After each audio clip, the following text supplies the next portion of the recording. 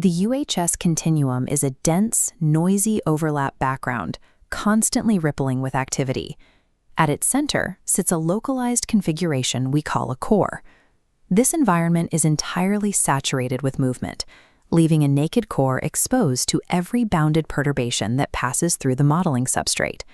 Without a mechanism to absorb or deflect those interactions, the core loses its structural hold. It shatters and assimilates back into the ambient noise of the background.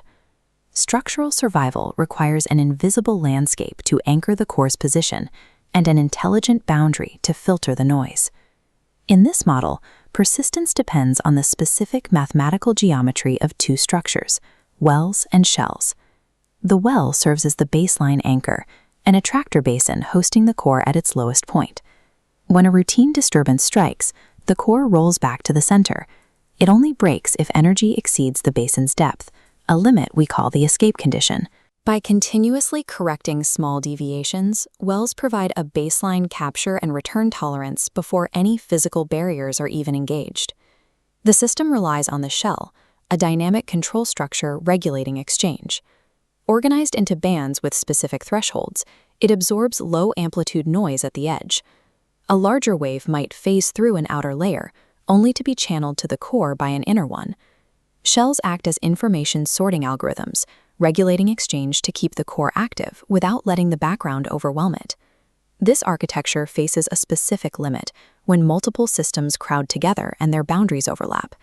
This crowding leads to identity aliasing, a loss of local distinguishability caused by a saturated environment. Overload occurs when the shell no longer has the resolution to tell distinct occupants apart. The sharp boundaries blur, and unique behaviors merge into a single, muddy gradient. A system can physically survive a stress test, yet still functionally fail if it loses its unique identity to the noise of its neighbors. What happens when the perturbation is too great and the interface finally breaks? In the UHS model, a structural break triggers an active survival mechanism, reconfiguration. The system adapts by eroding its outer boundary and shifting its internal bands, while the underlying well deepens to lock the core tighter into place. These recurring partial failures prevent a total catastrophic collapse. By shifting and shedding load under pressure, the system avoids the kind of rigid buildup that leads to permanent dissolution. Stability relies on these negotiated constraints, the active and constant reshaping of capture basins and banded filters under pressure.